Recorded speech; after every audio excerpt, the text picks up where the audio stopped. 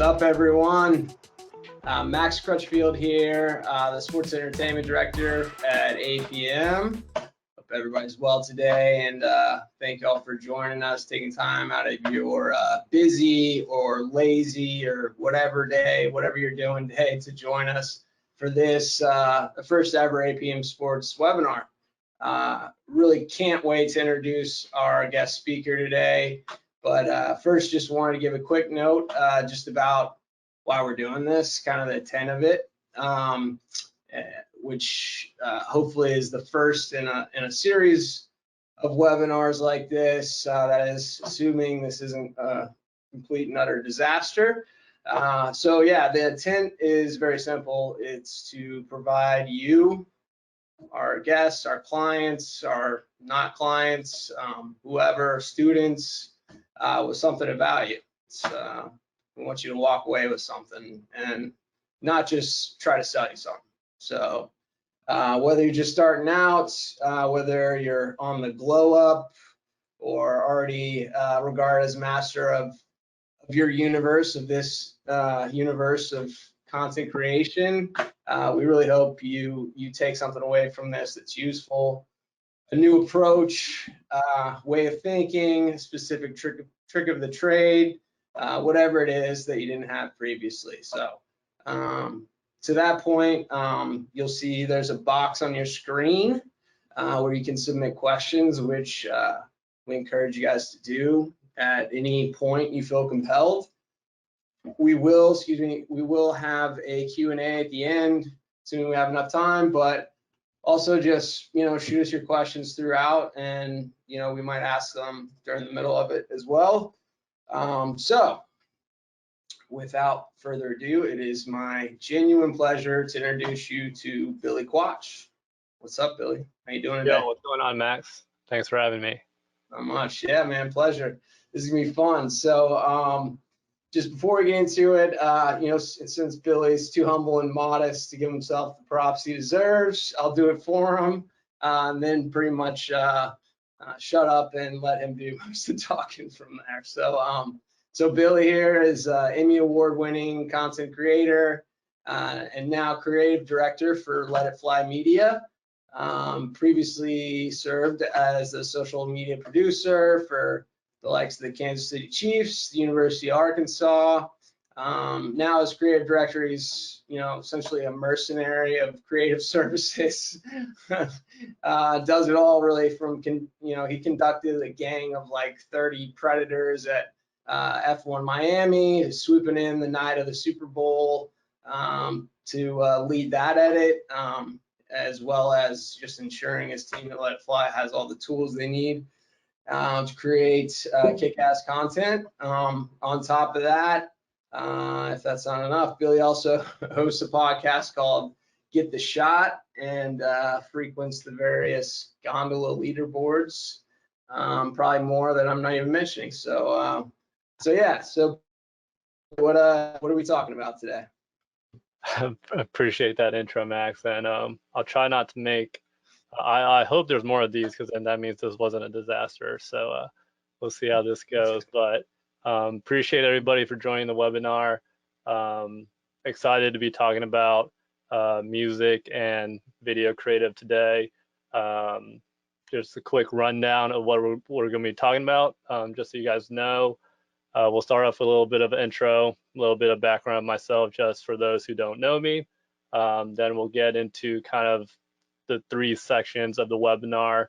Section 1, I think it'd be helpful to just talk about the super basics of the basics, do a quick intro and a light intro onto the fundamentals of music. I have a small music background from my high school / college days of being in drumline, and I think that's a key skill set that has kind of made me the creative I am today. So just want to talk a little bit about that. And then section 2 of the webinar today, I'm just going to be talking about kind of the music selection process, or almost, my process of choosing a song, editing a song, and kind of the important steps that kind of lead up to picking a song, and what my thought process is whenever it comes to music and video creative. And then the third section of this webinar is going to be kind of advanced editing techniques and just effects and little tips and tricks that I do in Premiere or Audition or After Effects or whatever to kind of help achieve, my goals as a content creator when it comes to music and creative. So, and then after that, I think we have a Q&A set up. But like Max said, if you guys have any questions during or throughout, I definitely do not want to be talking an hour straight. So I think Max is going to help me with some questions here and now then as well to break things up. But that's pretty much it, I think. Before our intro, I think we have a CFP video to show y'all, which does use an APM track.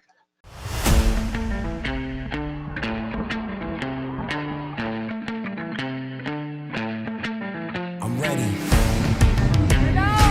Let's go, baby. This is my land and I'm feeling the rain. Try me, must be out of your brains. King blood, feel it run through my veins. Conqueror, cause I'm breaking the chains. My land and I'm feeling the rain. Try me, you'll be feeling the pain. Too wild, I can never be tamed. Conqueror, cause I'm breaking the chains. This is my land.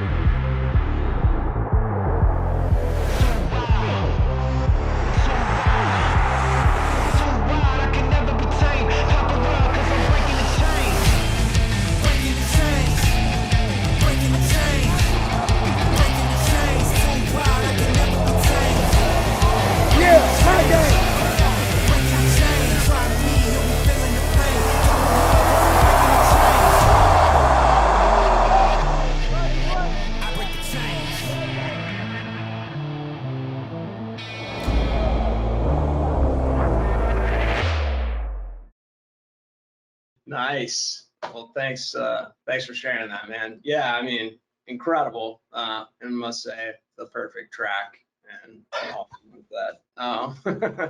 But kind of just jumping off of that, man. Like, I mean, that was incredible. Like, I have to ask, kind of what about your background in music? Tell us a little bit about that, as well as just how that led to, or how you got into actually creating content.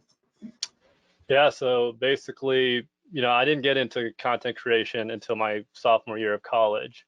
Prior to that, my, I guess, main form of creativity was through music, through percussion, drumline, which is what I did throughout middle school and high school.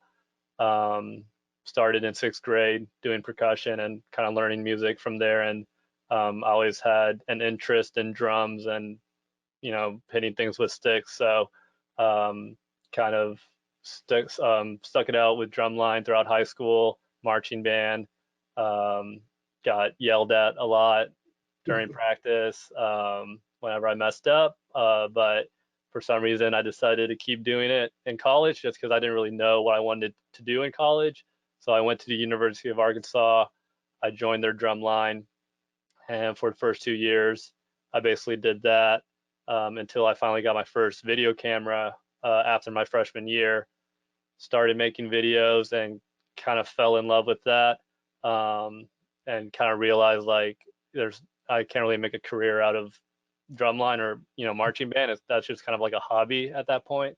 So once I figured out that the video camera was a tool that I could use to potentially create an income, or at least try to make a career out of it, I kind of decided to quit drumline, quit marching band, and go all in on creating video. So that's what I did my junior and senior year at the University of Arkansas. I got my degree in broadcast journalism, and then worked as a student for RSN, which is the Razorback Sports Network, which got me some working experience with sports and broadcast and video production. and that gave me enough experience to then go intern with the Chiefs after graduating in 2017. Kind of just went all out as an intern to where they hired me full time the following season. That was a season Patrick Mahomes won MVP, and that kind of just let me unleash all the creativity and videos, and everything was blowing up and going viral because of Mahomes. So that then got me in contact with Let It Fly Media and kind of led me to where I am now, which is the creative director at Let It Fly Media. I'm also an NFL LCC, so I still shoot content for the Chiefs and NFL social channels. But at Let It Fly, I was there in 2019 as their first hire 3 years ago, and now we're at 25 full-timers in Kansas City. So it's been a crazy ride, and the CFP video you guys just watched was kind of one of our milestone accomplishments in terms of covering a freaking college football championship, national championship, and kind of being the team to turn and edit. That edit, we actually turned the next morning at 8 a.m. I stayed up all night. Mick White and I edited that. So that's kind of the short, quick intro of how I got from kind of my music background into the sports background. Yeah, man. And I know we have I believe we have some students on as well, who might be curious to know just like how you got that initial internship, at the University of Arkansas. Like, how did that go down? Yeah, so basically, in terms of RSN, Razorback Sports Network at Arkansas, that was basically a student program where they hired out students to join RSN, which was basically the on-campus production department to work with like ESPN, SEC Network Plus, to broadcast our like soccer games, volleyball games, and kind of like all the sports outside of football. Like when it was football, they'd bring in professionals and actual like people who work in that industry to broadcast, obviously, the more important stuff. But like for your local, or not local, but for the smaller sports like soccer, volleyball, it was very much student led, with a couple of full timers here and there just to make sure we're doing the right thing. So that's where I got my initial experience in the broadcast world, which isn't where I really wanted to head, like TV broadcast. I wanted to be more like creative production, filming, but that's the only thing I got my hands on in college. But that gave me the experience needed to then apply for the Kansas City Chiefs internship, which I got after I graduated, and that was just based on the relationships I built at RSN.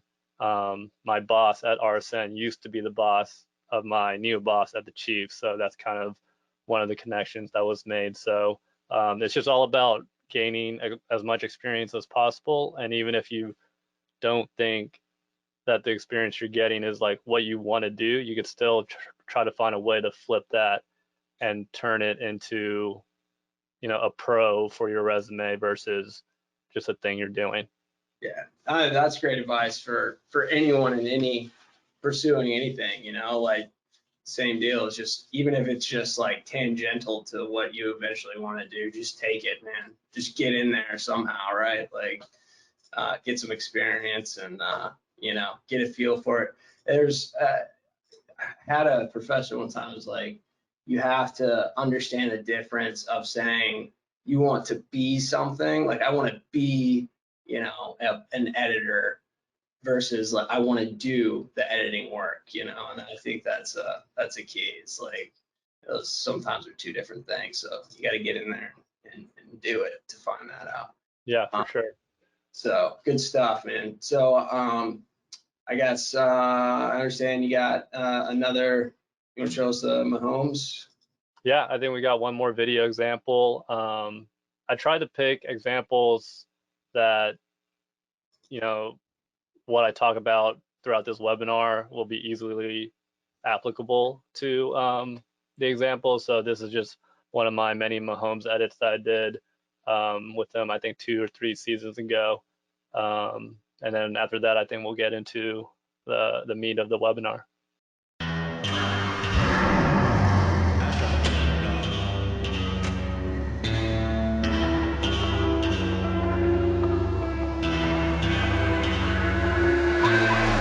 What you know about rolling down in the deep? When your brain goes numb, you can call that mental freeze. When these people talk too much, put that shit in slow motion. Yeah, I feel like an astronaut in the ocean. Shit in a frame, but I know I don't blame everything that I say. Man, I seen you deflate. Let me elevate. This ain't a prank. Have you walking on a plane? La la la la la. Pass the baton, back in the mall, swimming in the pool, can't drink them all.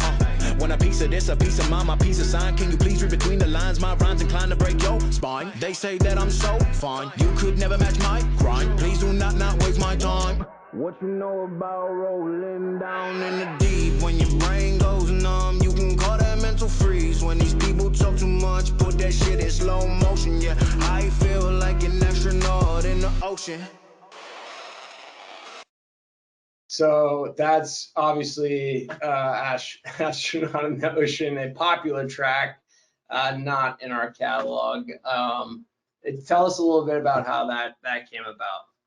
Yeah, so basically, I think I first heard that song via TikTok way back when, before it even got like viral or popular. So that was a cool track. And I reached out to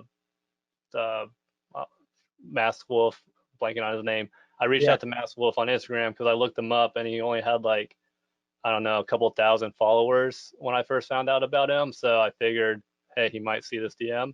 So I just hit him up, asked him, hey, any way we can use that song for a Mahomes edit, or like what's the process? What do we need to do to get the rights or whatever to use it? And he responded, and I got in contact with like his marketing team, and we made it work. So that's a pretty cool kind of moment to be able to like use his song before it actually blew up and like everyone started, using it or listening to it. Like this was before that song was even close to popular. And I like to think that maybe Mahomes posting his song helped push it towards blowing up. Probably, yeah, that's sick. And just, since, we're obviously, music licensing is my job, just a disclaimer on that, if you can do it, awesome. There's been plenty of people who've gotten in trouble for it because it depends. Like it sounds like at that time he was an independent artist, wasn't dealing with the label. Even there's well-documented examples like the Rockets did one. They got the okay from the artist, but didn't clear the publishing with the label, and they got dinged for it. And there's plenty of instances of that. So I'm not saying don't do it. It's so cool when you can, but just be even if you're on this and you're hearing this, just hit me up and I'll help you navigate it. Whether it's for free and I'm just giving you advice, or we also now have a service where we help people actually clear popular tracks. So anyways, that's my one plug for the day. It's something new we're offering. So anyways, sick, and really happy you helped that artist blow up with that video. I love it. All right. And before we get into our first section, I do want my own disclaimer. I know I said my background was in music, but I wasn't a great music student. So there was a lot of people that were way more talented than me. I was not like a first chair, second chair, like prodigy, or else I would have maybe still be involved in it.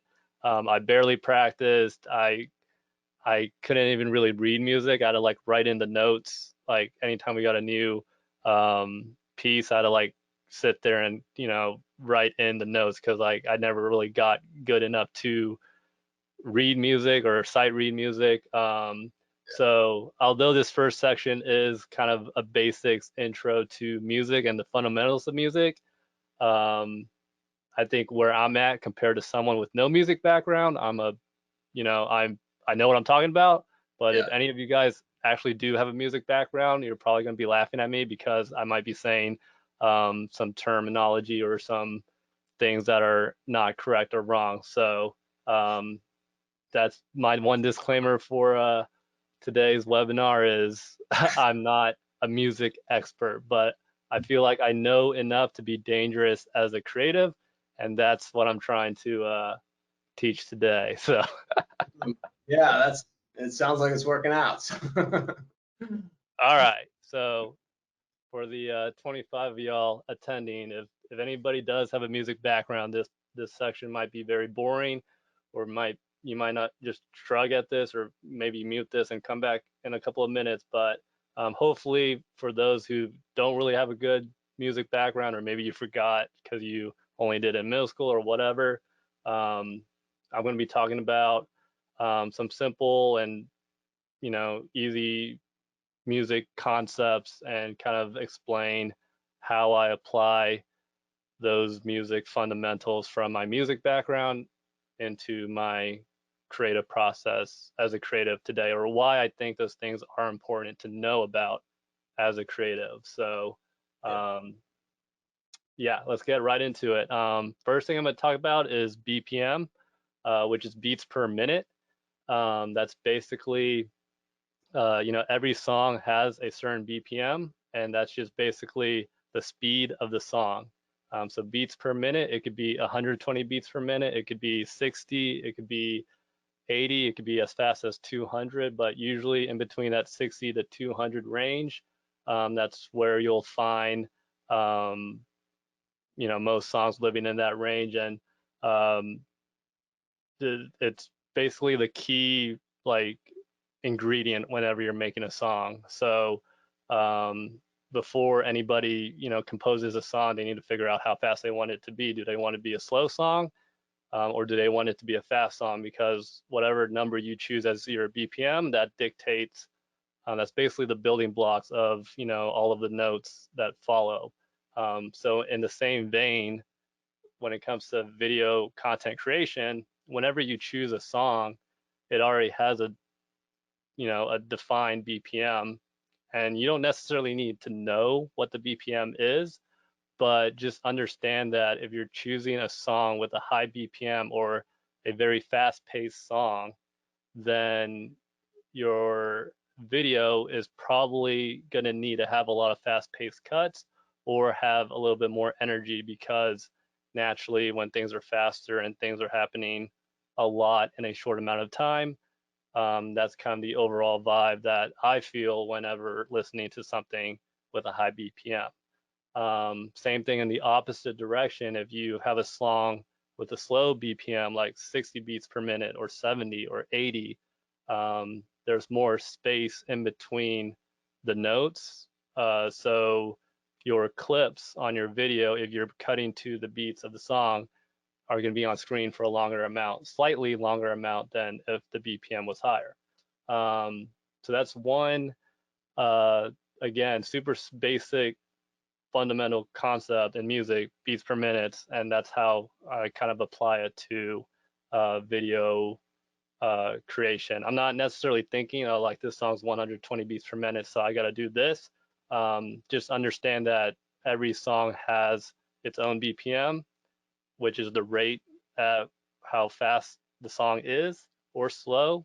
And then depending on if it's fast or slow, that will affect kind of the vibe or the energy of your piece.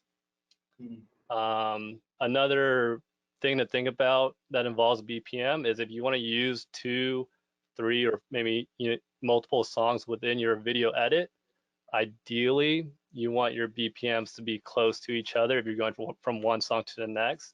That way your time isn't being distorted or changed, and you're going from like a very fast, high-paced song to like a slow, to a slower song. Not saying that you always have to do that. There's certainly plenty of times and examples where going from a fast-paced song to a slow song makes sense, and that's what you want to do. But just understand that those are kind of like your two options. You could either go from a large BPM change to drastically change the feeling, or if you're trying to keep the same vibe and keep time set, not make anything too wildly different. Finding multiple songs with the same BPM helps you carry the energy through. And just Next, a heads up on yeah, a specific there, that is something, after all, I'm in sales. I gotta say something about APM for now. sure. Well, you are able to search narrow searches by BPM in APM. So you type in, whatever your search terms are, you can look on the left pane, narrow your search, and you can pick a BPM range for that. All right. Yeah, that's a good point. Whenever you're searching for music, whether it's APM or Soundstripe or FirstCom, most of these websites will have like a BPM search function to where you can find songs with similar BPM ranges. All right, moving on to the next basic thing. I'm going to talk about key signature, or I guess basically like what key your track is in. Again, I am not musically smart when it comes to this, so I don't even really understand the true definition, or like I don't even know what the right definition is to give. But just from my standpoint, every song, just like most songs have their own BPM, every song has its own key signature that it's being played in, which kind of just helps define what set of notes that it lives in for the duration of the song. And the key thing to note there when it comes to editing is similarly to BPM, if you're using multiple tracks in your edit, generally, or I guess ideally, you want to pick songs in the same key signature. So then when you transition from one song to the next song, if it's the same key signature, it'll flow easily because they're both using they're in the same key.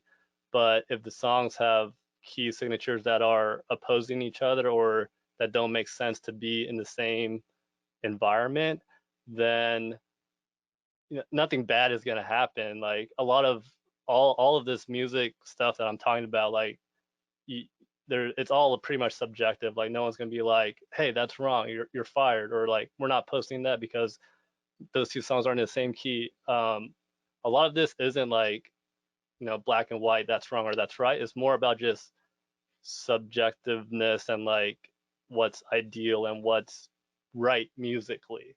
So And it sounds like there are things that could help you along the way if you're like, struggling to put something together, yeah, or thinking about these things. yeah, like if you're working on a piece and you have a song that you like and you're like, man, I want to transition to another song, an easy way to do that is try to find another song in the same key instead of just not narrowing your search and you're looking at songs from the whole catalog. If you just search all of the songs in the key of C, then that at least narrows it down and just makes it easier to find a song that could potentially work to your likings when you transition from song A to song B. Yep. Okay, so enough about that. And I think I've been harping on APM to get key signatures in their search function, and I believe I'm starting to see key signatures and what key their songs are in the description. So that's really cool to see. It's happening. The next phase is you're going to be able to search by key. Yeah, because and I know we used to have Soundstripe way back in the day, and that's one of their functions that you can search by key. And if you're using a track, if you get rights to like a popular track or whatever, you can always look up what key a song is in by Google.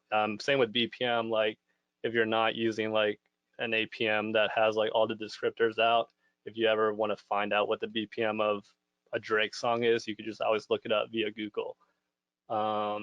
Okay, so that's BPM, that's key signature. I'm gonna try to go through this a little faster because again, these are very simple stuff, but next is time signature. This is not that important, but just to explain it, basically time signature, just like BPM and key signature, like every song has its own denoted time signature that's it's in, and I'm just going to stick with the most common time signature, and that's 4/4, which means every measure there's 4 beats in each of those measures. So I would say a majority of music that we work with as creatives are in 4/4, and all you need to know there is that each measure has 4 beats until like it repeats, I guess.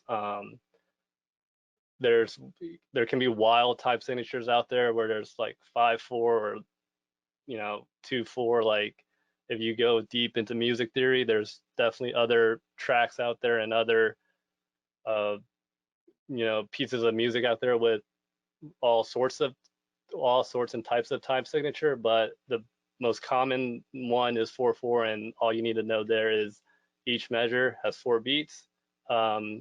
If you listen to any song on the radio, you can usually find the beat and count 1, 2, 3, 4, 1, 2, 3, 4, 1, 2, 3, 4, and that's all that means, and that's all I'm going to go into there with time signature. Why that's helpful in creative and as an editor, I'll definitely get into later, but just know that 4/4, 4 beats, a measure. Next thing is a measure. Basically, a measure is I just kind of explain it, but a measure is how many, depending on what your time signature, how many beats are within a measure. I don't really know how better to explain that, but a measure is just basically like a bar of music. I don't even know if bar is the right note, or right phrase, but if you, again, listen to any popular song, if you hear 4 beats, if it's in 4/4, which most of the time it is, those 4 beats are in one measure. So any song that you listen to probably has like 100, 200 plus measures. Like if you sit there and count every single beat, there's a lot of measures in a song. Just know that one measure is kind of just like one unit of a section of the song. Yep. All right. Next thing, I don't even know if this is a musical term, but it's kind of what I use, and I'm just calling it a phrase. And that's basically a combination of measures. So for me, a phrase of music is just like, it could be 8 measures, it could be 16 measures, it could be 32 measures. So whenever I say like a phrase of music, I'm just talking about multiple measures. 2 more things, and then we're done with this section of music theory. Basically, I'm gonna go a little bit into different types of notes. I'm actually like thinking to myself how a little absurd this is that I'm talking about music and I don't even I haven't touched a drum or read music in years, and I'm just like trying to dive deep into the memory bank of like all my music professors and tutors, and like they'd be so disappointed me in right now. But we got 2 more things and we're almost there. All right, so basically within your measure of music, within those 4 beats, you can have different types of notes, and there's quarter notes, depending on what note you have. And I'm also talking about these things as if like us as creatives like interact with these things and we actually get to make music. We don't do that often, but there's no scenario where you would need to like create your own song. So it's less about like making a song and more about just understanding how a song breaks down. Because once you understand how a song is put together, it makes it way easier to edit to that song as an editor. Yeah, so it's knowing what you're looking for. yeah. So quarter notes are basically notes that take up the length of 1 beat. So if I have a measure with 4 quarter notes in it, or if I have a measure with 4 beats in it, there's going to be 4 quarter notes that take up the space of that measure. An eighth note is just double what a quarter note is. So if I have a measure of 4 beats, it'll take 8/8 notes to take up the space of that measure. After that is 16th notes, and same thing, double it. So you would need 16/16 notes to take up the space of a measure that has 4 beats in it. And then after that, you could go 32nd note, but that doesn't happen as often, so I won't go past there. But quarter note, 8th notes, and 16 notes are kind of the super, super basic fundamental build items of any song, and of a majority of songs that you listen to that's in that 4/4 time signature. Whether it's on APM or you turn on your Spotify playlist right now, if you listen to any song, most likely you can build out, a majority of what that song is made out of using quarter notes, 8th notes, and 16th notes. Going the other way real quick, if quarter notes, 18th notes, 16th notes, the other way, there's half notes, which is 2 quarter notes in length, and then there's whole notes, which is 4 quarter notes in length. So 1 whole note would take up all 4 beats of the measure, 2 half notes would take up the first and third beat of a measure. So an example is like if you listen to a track with any types of drums in it, usually you hear a hi-hat, and most of the time that hi-hat is playing 8th notes. I don't have anything to hit, or I don't know if it'll make sense for me to hit something, but I'll just visually show 8th notes. And then usually you hear a snare, or you'll hear a bass kick, and that bass kick will usually play quarter notes on each beat. So it'll be like boom, boom, boom, boom, while your hi-hat's playing 8th notes. So they're playing twice as many notes, and every other note of the 8th note, there's a bass drum. And then usually on the 2nd and 4th beat of a measure, there's a snare quarter note, and that's like your basic snare, bass, hi-hat combo. Yeah.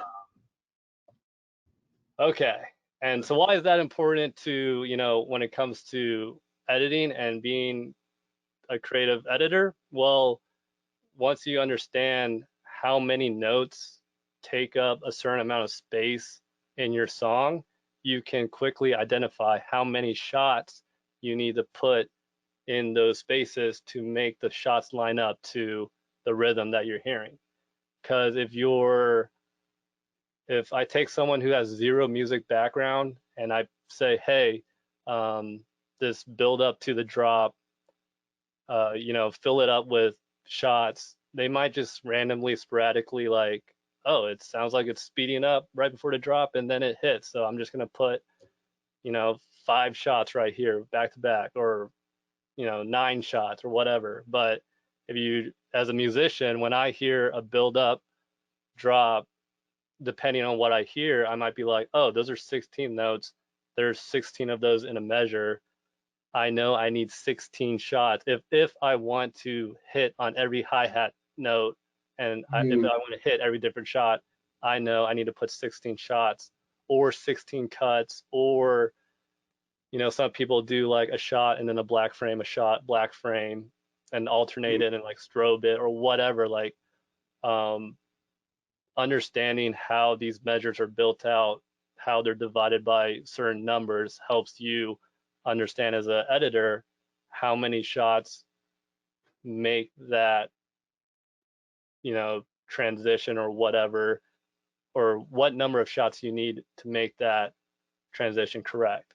Because I think most people, if they don't have a music background, they're just guessing, or they're just like, it happens so fast that, it might look correct, but if there's 15 shots when there's 16 notes, then you're not correct. And that's where the kind of subjectiveness of all of this comes in, is like, yeah, no one's going to be like, oh, there's only 15 cuts right there. Like, nobody's going to comment on your video like, I don't know, like that 5th shot in that sequence seemed out of time. But for me as a musician, when I see somebody else make something that's not in time or not musically correct, it kind of irks me. Yeah. That's basically the whole point of this webinar, is how to, those minor details that is like that next level of being a creative. All right, so that's a good lead in. I gotta ask. So like, I've heard a lot of people do different ways, and but you know, do you find a song before you start your edit? Obviously, you have your footage and everything. You kind of get the feel for what you want to do, or not. I don't know. You tell me, like, what's the order of operation in terms of you know, finding music and putting that together. Yeah, I think majority of the time I'm 100% music first. I need to build out my timeline with my edited track. However long my piece is going to be is determined by my music, not by how much footage I have. So that's the first thing I get finalized as soon as I can in the editing process. So are you searching? Are you just searching through the library, trying to hear what you hear in your head? Do you have something from a popular track in your head that is kind of guiding you, or like how?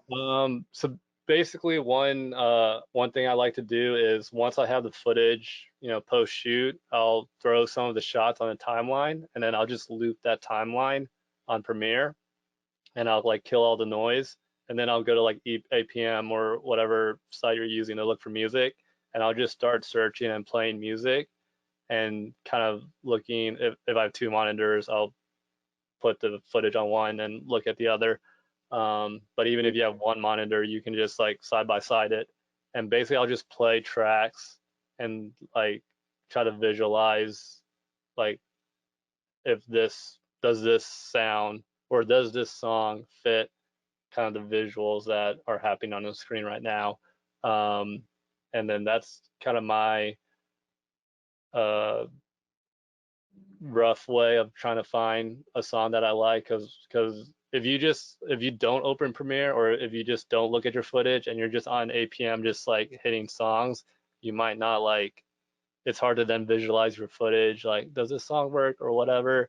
So for me, I like to open up Premiere, get some shots on a timeline and just play it, and then while it's playing on the screen, I'll just start like hitting songs and playing the middle of each song and just seeing like if this song was, you know, under this footage right now, would it make sense? And that's kind of my selection process of finding a song. Nice. And so like, do you go through? Do you have like, as you're trying to find that track, you're listening to a lot of stuff, right? Are you saving stuff? Like, do you save stuff in a folder that you like that might not work for this current project you're on? Like, do you have your go-to like repository? I don't do a great job of tracking selects that I find for maybe future projects, but every now and then, if I do find a song that I'm like, oh, this might work for something else, I do save it, and kind of, you know, in APM you could hit add it to your folder or whatever. But for the most part, I'm so zoned in at trying to find the right track for the current project, so I'm just like, I'm not really like thinking about if this song works for something else. I'm just seeing if this song works for what I'm looking at. Yep, makes sense. Cool. And oh, one more thing. What percentage of your time going into an edit is spent looking for music versus actually like editing the footage? Like,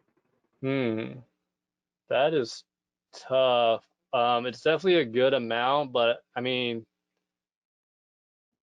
I've kind of gotten this weird knack of like accidentally finding the right song pretty fast or very luckily.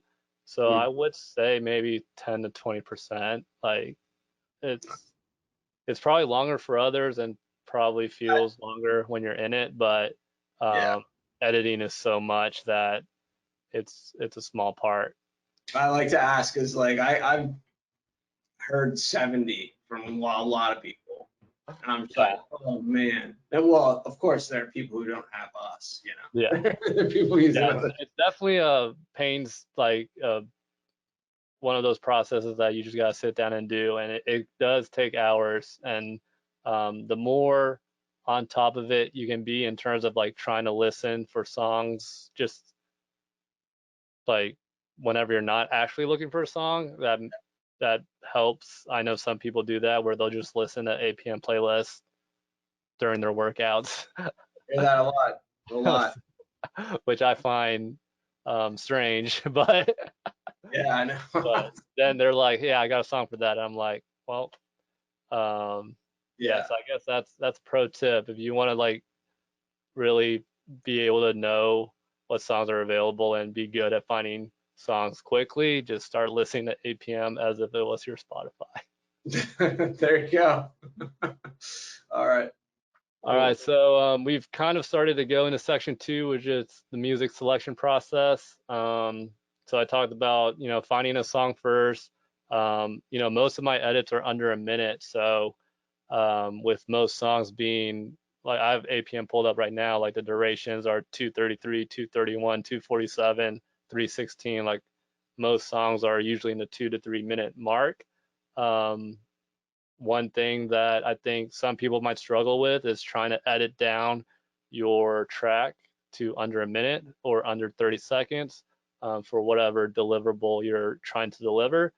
And again, this kind of just brings me back to our section 1. Like if you understood how measures worked, how notes, time signature, all that stuff, if you understand the basic fundamentals of music, it's easy to kind of break down a song and shorten it to a minute manually versus doing it with no music background at all. So I know in APM and in Soundstripe and other, FirstCom, whatever, there are different versions of most tracks where they do have a 30-second and a 1-minute version of the song built in. I'm sorry to do this, but personally, I don't love those versions, not because, I mean, they do a good enough job, but just because I have that music background, I'd rather just have total control of where things align or cut. And usually I like the parts of the song from the full version than the shorthanded version. So definitely a good tool to use is the 30-second version and 1-minute version that APM or whoever else supplies. But sometimes you're given a track with no versions, or if you're working with a popular artist, they might just hand you a master file with it's the full song length, and you're gonna have to break that down. So in terms of breaking it down, I think one of the easiest things I try to listen for is like the big hits and the big drops of a song. Usually, in my head, I feel like songs have, 3 or 4 main parts. There's an intro, there's a build up, there's a drop. You can throw in chorus and verse sections in there, and then there's an outro. Obviously, not all songs have that build up and drop, but most songs do have that intro where it's not a full blast of all the instruments, and then at some point it does transition into all the instruments that it's going to use. So whatever initial point that is, I call that the drop, even if it's not like a dubstep drop. So something I like to do first is try to identify where those drops are in the song. Usually there's one after the first intro, and then there's one later down after it dives down again. And one of the easiest ways to shorten your track is to just take that second drop and move it to where the first drop is, and see what length that track gives you at that point, because usually, based on my experience, whenever you do that, you'll get close or within a minute whenever that happens. Obviously, there's not all songs are built the same, and you might have to do a little bit more, maneuvering and mixing around the pieces. So again, understanding, where you can cut and what parts you can cut out are, super critical parts whenever you do edit a song, because like I mentioned in the first section, every song has a BPM, a standard rate of time that the song lives in. And if you cut a song up and change it any length, or if you cut a song in half and you move it any amount of time, it has to be lined up in that set BPM for that second piece to be in time. And if you're off by a frame or off by a little bit, then your whole piece is wrong, in my opinion. Yeah. So you got to be a DJ there. Yeah, it's the grittiest of details, but it happens so much. Is like content creators out there, they'll make an edit. Oh, I need to shorten it to a minute. They'll just make a cut, move it over. Oh, that sounds about right, and they'll post it. And then when I listen to it, and when other people with music background listen to that, people will feel that shift if it's not in time. So if you're in Premiere, you could zoom in on the waveforms and try to find where those peaks are. And so what I like to do is, if I do make a cut, I'll take that second piece and put it underneath on a second track, and then I'll move it to where I think it should go. And then I'll zoom in and see where the waveforms are lining up. And I'll just move that track to where, until the waveform is lined up. And then I'll just move that track up, and I'll know, okay, that piece is in time because the peaks were matching the peaks of the first track. Yep. Nice. And so just we got about 5 minutes left. I know, we didn't get all the way through everything. I want you to keep going. I just want to put it out there to everybody. If y'all have questions, shoot them our way. But I want to make sure, Billy, we hit on the last couple key points from you. So yeah. I did not realize that time has to flying that fast, but I'll hit up section 3 real quick, and then we can get into the Q&A. So advanced editing techniques. One huge tip one huge thing that I like to do that helps whenever I'm in a bind is to edit my footage to the lyrics. So if you get stuck and you're editing to a song and you're like, I just don't really know where to go from here, see if the lyrics have any words or phrases that make sense to correlate to your footage. And I like to put that footage on top of those lyrical moments, because then to me it's almost like an Easter egg if people can pick it up. But if you look at a lot of my pieces, if you just listen to the words that are being said versus what you're visually seeing, a lot of the time it matches up, or it matches up in a way that you might not have noticed on first glance. So that's a good. You can search too. You can search. If a lot of people don't know this, that's the only reason I'm gonna say it. But there's a little gearbox next to the search, and you can actually just search within the lyric text. Like you can clear, because it defaults so that it's like, search it within tags, title, track description, album, library, and then lyrics is another one. So you can deselect all those except lyrics. And that's just a quick tip. Yeah. Another thing I like to do a lot to get my edit to kind of morph in with my music is to use speed ramps. If you listen for rises or risers or hits in your song, if you speed ramp to those moments, it kind of makes it sound like the song was built for your footage.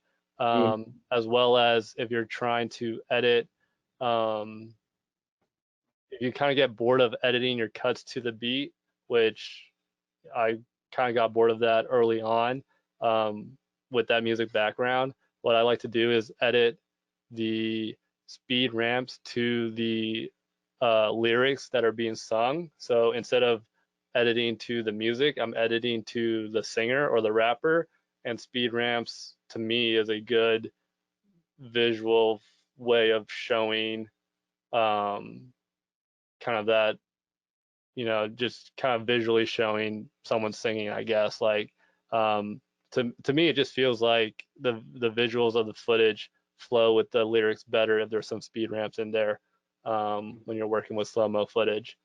Another thing you could do is use a low pass filter, especially when you have nats or audio from your mic from your shoot.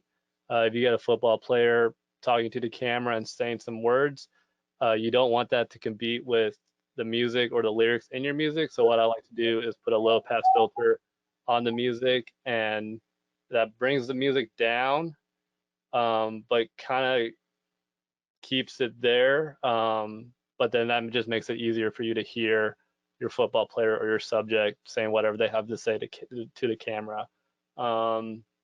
Adding sound effects and risers, like just because your song is set and it's on the timeline doesn't mean you can't add to the song. Like a lot of good creatives will find additional risers or sound effects, or if you want to go crazy with it, I know some editors who've added additional notes and like composed additional musical instruments into a piece because they needed that song to do a certain thing. So like as an editor, don't forget that you are the editor. You have full control of the piece you're creating. You don't have to be locked down to your track. Yep. There's stems and stuff like that too. You can actually still steal, take specific instruments from a song and put them in there on top of whatever you got going. And then I already mentioned this, but adding nats is kind of adding anything that you naturally pick up with your microphone is a great way to kind of it's not just a song, the entire edit, like mix it up, add some nats, some crowd noises, some, sound effects or sounds of like a car whizzing by or whatever. Like try not to just be dependent on what the music track is giving you. You have infinite audio tracks. You can add as much as you want there. And then another nice little tidbit is editing action in the footage to the beat instead of editing the cuts to the beat. So like if somebody catches a football, I'll, instead of cutting that clip on the beat, I might shift the clip to where the catch happens on the beat. And definitely if you look at, even the two examples we showed earlier today, there's a lot of moments where somebody would do something and there'd be a hit, not only visually, but also musically. So that's another kind of advanced way to edit your footage to the music if you're tired of just cutting to the beat, one cut after the other. And that's pretty much all the advanced editing techniques that I could come up with. I think my biggest takeaway when it comes to all those things that I just mentioned is one thing I try to focus on as an editor when I'm, creating a piece is I try as much as possible to make it sound like the music or the track that I'm using for my video was composed customly for my video piece. So in 99.9% of cases, the song you pick was already made. Like somebody made that song months, years ago, and now you're just using it for your video. But whenever I try to edit, I try to make the final product make you feel like I just hit up that person and that person just made the song specifically for my video today. And if you, again, look at any of the videos I've been involved with, if you listen to the lyrics, if you listen to when things happen, the instruments, the sound effects, it really feels sometimes, it's kind of scary. Like it does feel like, did they make this music track for this video? Or like obviously not, but like that's my goal with any track. If it's a popular track, like, if it's a Drake song, I want it to feel like I hit up Drake and he made that song for my video. So using those tips of editing to the lyrics, editing to the beat, editing your action to the rhythm, understanding, how songs are broken down and built up will help you emphasize that feeling, which I think is the end goal for all creatives, because if not, there's just a disconnect between your video and the song, and that's, in my opinion, not a good video. Yeah, I love it, man. Thank you so much for hitting us with all this knowledge, man. Thanks to everybody who joined. If you have any other questions, feedback, whatever, please hit us up, good, bad, or indifferent. We'll follow up. My email is mcrutchfield@apmmusic.com. Yeah, happy to take your feedback, as brutal or as kind as you'd like to be. Thanks, Billy. Really appreciate your time, and hope to do this again soon. Take care, everybody.